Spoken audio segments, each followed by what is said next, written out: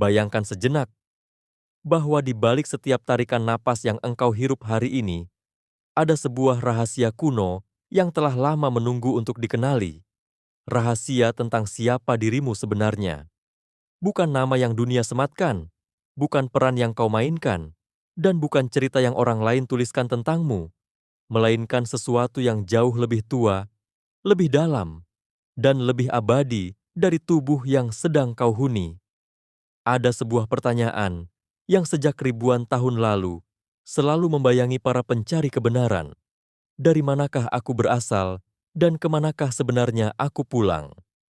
Pertanyaan sederhana, namun justru itulah pintu menuju inti dari perjalanan manusia, hakikat diri.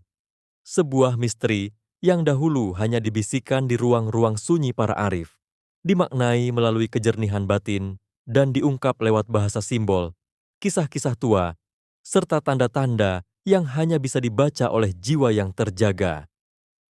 Kini, misteri itu kembali kita buka, bukan sebagai ajaran, bukan sebagai dogma, dan bukan untuk menggiring siapapun kepada keyakinan tertentu, tetapi sebagai sebuah renungan, sebuah perjalanan batin, sebuah kesempatan untuk melihat diri dengan mata yang berbeda, mata kesadaran. Dalam video ini, kita akan menyingkap lapisan-lapisan terdalam dari hakikat diri, bagaimana jiwa memahami arah pulangnya, bagaimana manusia bisa tersesat dari dirinya sendiri, dan mengapa para pencari dari zaman ke zaman selalu memulai perjalanan dengan satu langkah. Mengenali diri. Kita akan menelusuri jejak-jejak pengetahuan kuno, menafsirkan simbol-simbol yang terlupakan, dan menyelam pada wilayah batin yang selama ini jarang didengarkan. Namun, ingat satu hal. Perjalanan ini bukan tentang menemukan sesuatu di luar dirimu. Perjalanan ini tentang mengembalikan ingatan yang hilang. Ingatan yang sesungguhnya sudah ada, namun tertutup oleh hiruk-pikuk dunia, rutinitas yang menumpuk, dan topeng-topeng yang kita pakai setiap hari. Dan malam ini, kita akan membuka satu tabir, tabir yang selama ini membatasi manusia dari memahami dirinya sendiri. Selamat datang di perjalanan batin, menyingkap hakikat diri saat jiwa mengenal arah pulangnya. Sejak manusia mengenal dirinya sebagai makhluk yang dapat bertanya, para pencari kebenaran di berbagai peradaban mulai menggali satu pertanyaan yang sama. Apa hakikat diri manusia? Pertanyaan ini muncul dalam prasasti tua, tertulis dalam syair-syair kuno, dan disampaikan secara rahasia dalam lingkaran-lingkaran penghayat kebijaksanaan. Menariknya, meskipun dipisahkan oleh jarak dan zaman, hampir semua tradisi besar memiliki sebuah pesan yang serupa. Ada sesuatu dalam diri manusia yang lebih luas daripada tubuh, lebih halus daripada pikiran, dan lebih hidup daripada sekadar napas. Jika kita kembali jauh ke Timur Tengah, kita menemukan catatan para sufi awal yang berbicara tentang cahaya di dalam dada, sebuah simbol kesadaran murni yang tidak terbatas ruang dan waktu.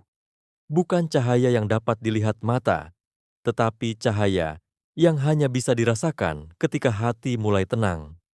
Para arif menyebutnya sebagai isyarat, sebuah penanda bahwa manusia bukan sekadar kumpulan daging dan tulang, tetapi memiliki esensi yang menghubungkannya dengan sumber penciptaan. Di belahan dunia lain, di lembah-lembah kuno Persia, para penyair mistis menggambarkan diri manusia sebagai tetesan yang lupa bahwa ia berasal dari lautan luas. Sebuah metafora yang menegaskan bahwa jiwa pernah mengenal kedamaian yang tidak bisa diceritakan oleh bahasa. Dalam tradisi Nusantara pun, para leluhur sering menggambarkan manusia sebagai titipan dari langit, mengisyaratkan adanya dimensi batin yang menjadi jembatan antara bumi dan sesuatu yang lebih tinggi. Namun, seiring berjalannya waktu, lapisan-lapisan pengetahuan ini mulai tersamarkan. Peradaban berubah, perang meletus, bahasa berganti, dan banyak naskah kuno hilang di telan waktu. Sebagian hilang karena penjajahan, sebagian karena kesengajaan, sebagian lagi karena kebijaksanaan itu hanya bisa disampaikan kepada jiwa yang siap menerimanya, bukan untuk dikonsumsi tanpa kedalaman. Kita hidup di era di mana segala hal bisa dibaca, diakses, dan dipelajari. Tetapi justru di balik kemudahan itu, manusia semakin jauh dari dirinya sendiri. Kita sibuk mempelajari dunia luar, namun jarang menoleh ke ruang batin yang sejak dulu menjadi fokus utama para pencari, ruang hening tempat hakikat diri berbisik. Secara filosofis, hakikat diri tidak pernah dipandang sebagai objek yang bisa ditangkap oleh logika semata. Ia dipahami sebagai pengalaman, bukan teori. Para pencari kebenaran dari berbagai tradisi menceritakan perjalanan yang hampir sama. Sebuah fase ketika segala yang fana terlihat samar, dan sesuatu yang lebih abadi mulai terasa nyata, meskipun sulit dijelaskan. Mengapa pengetahuan ini terasa tersembunyi? Karena hakikat diri bukan untuk dipahami oleh pikiran yang tergesa-gesa. Ia memerlukan kesabaran, kejernihan, dan kesiapan hati. Inilah alasan mengapa para guru bijak sering berbicara melalui simbol, perumpamaan, dan kisah-kisah. Mereka tahu bahwa kebenaran batin tidak pernah bisa dipaksakan. Ia muncul ketika jiwa siap menerimanya. Dan di zaman modern ini, ketika manusia kehilangan banyak sentering batin, pengetahuan kuno tentang hakikat diri kembali muncul ke permukaan. Bukan sebagai romantisasi sejarah, tetapi sebagai kebutuhan. Karena tanpa mengenal diri, manusia dapat berjalan jauh, namun tidak pernah benar-benar pulang. Untuk memahami hakikat diri, kita harus mengawali perjalanan dengan sebuah kesadaran sederhana, namun sering terlupakan, bahwa manusia hidup dalam beberapa lapisan keberadaan.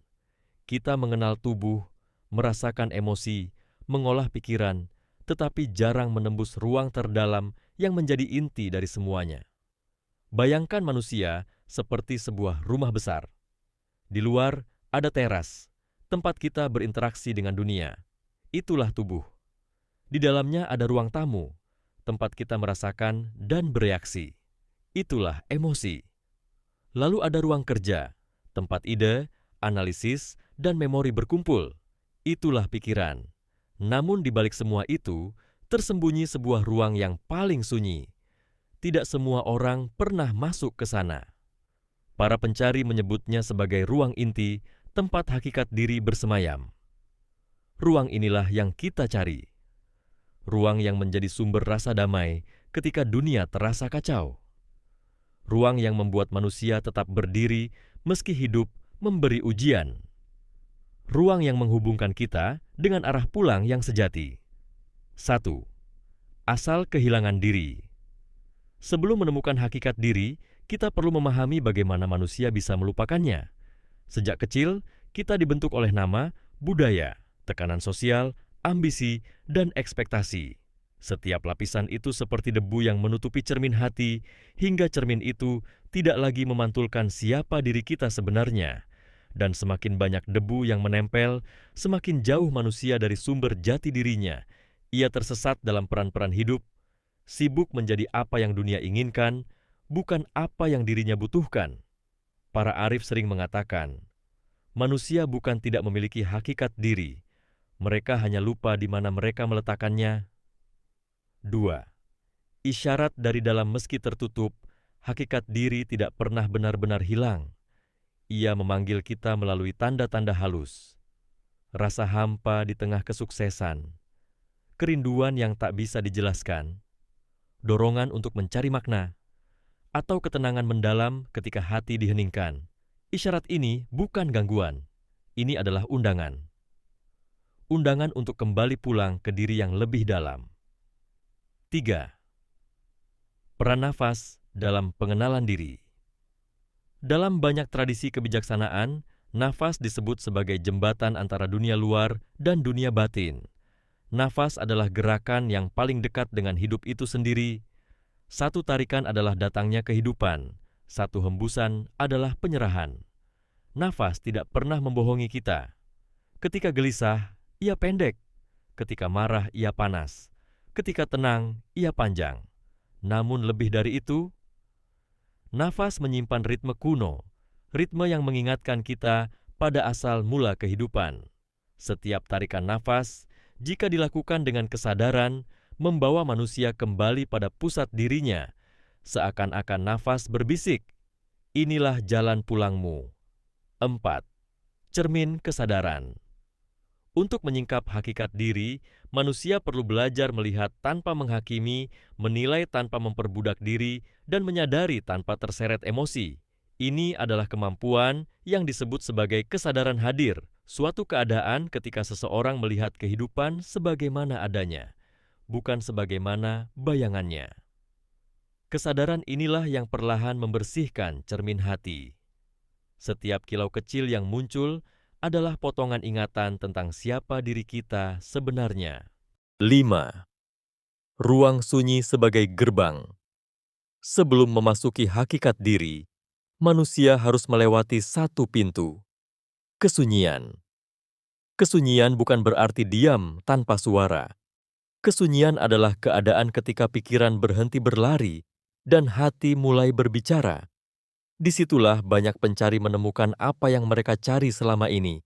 Bukan pengetahuan, bukan jawaban, melainkan rasa pulang.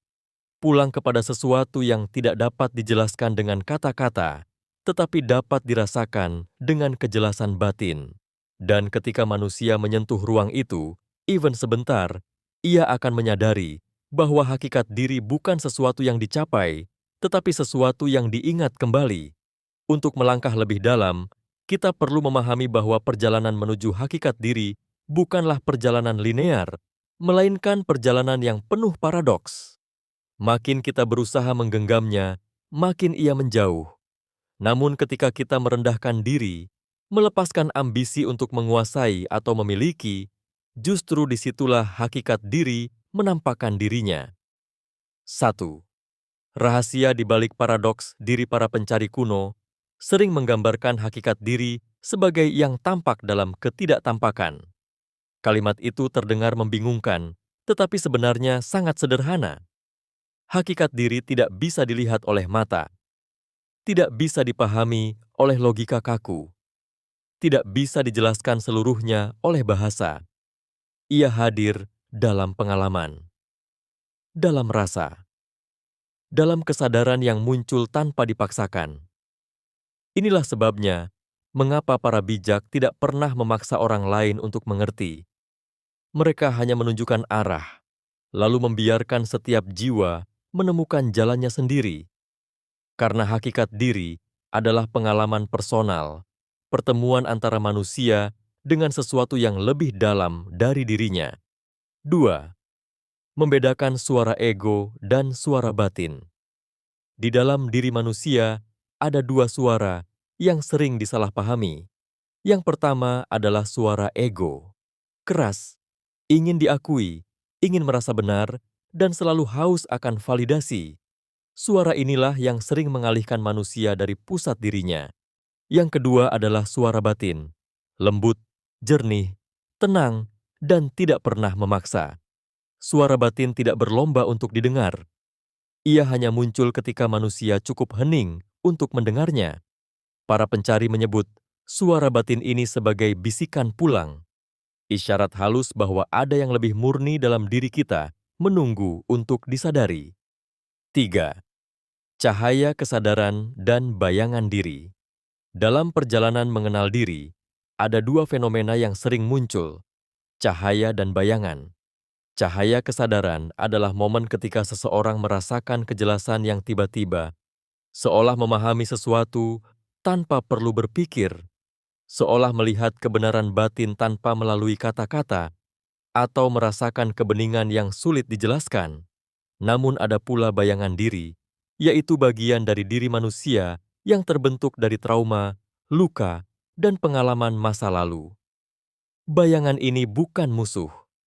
Ia adalah bagian dari kita yang meminta untuk dilihat, dipahami, dan dirangkul. Banyak pencari gagal melangkah lebih dalam karena mereka menolak bayangannya sendiri.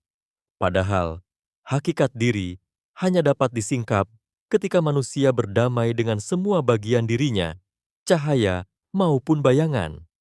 4. Misteri pulang dalam bahasa para arif. Para arif sering menggunakan istilah pulang. Tapi pulang kemana? Pulang kepada siapa? Beberapa orang salah memahami ini seolah-olah pulang adalah kematian. Padahal yang dimaksud jauh berbeda. Pulang adalah kembalinya kesadaran manusia ke pusat dirinya. Pulang adalah ketika hati kembali jernih, pikiran kembali tunduk, dan jiwa kembali mengenali asalnya. Pulang adalah keadaan ketika seseorang tidak lagi terombang-ambing oleh dunia, melainkan berdiri di pangkal dirinya sendiri. Dalam tradisi hikmah, pulang diartikan sebagai kembali kepada fitrah, kembali kepada kejernihan pertama yang telah ada sebelum manusia tertutup oleh lapisan-lapisan dunia. Bukan menuju tempat, tetapi menuju keadaan. 5. Mengapa banyak yang mencari, namun sedikit yang menemukan? Ada satu pertanyaan kuno yang selalu muncul. Mengapa hanya sedikit orang yang menemukan hakikat diri? Jawabannya bukan karena hakikat diri sulit, justru karena manusia terlalu sibuk, terlalu penuh, terlalu terburu-buru. Untuk melihat langit, seseorang harus mendongak. Untuk melihat kedalaman air, seseorang harus menunggu permukaannya tenang. Demikian pula hakikat diri. Ia tidak tersembunyi karena rumit, melainkan tersembunyi karena manusia jarang berhenti. 6. Saat tabir mulai terbuka. Ketika seseorang mulai menapaki perjalanan ini, dengan kesabaran, kejujuran, dan hening, tabir demi tabir perlahan terbuka. Awalnya, hanya terasa sebagai kedamaian sesaat. Lalu, sebuah kejelasan kecil tentang hidup. Kemudian, pemahaman yang muncul tanpa pemaksaan. Dan akhirnya, seseorang akan menyadari bahwa hakikat diri bukan sesuatu yang datang dari luar. Ia adalah cahaya yang telah lama menyala di dalam. Kita hanya lupa menengoknya. Mengetahui hakikat diri tanpa menerapkannya hanya akan menjadikan pengetahuan ini sebagai angin lalu.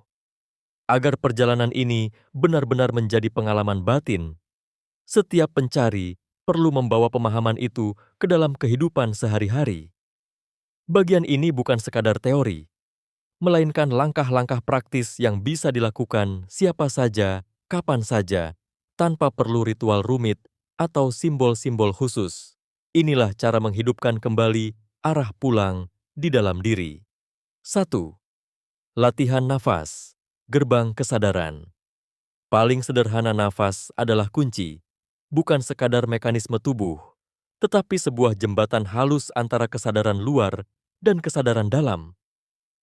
Latihan singkat yang dapat dilakukan setiap hari. 1. Duduk dengan tenang, punggung tegak, bahu rileks. 2.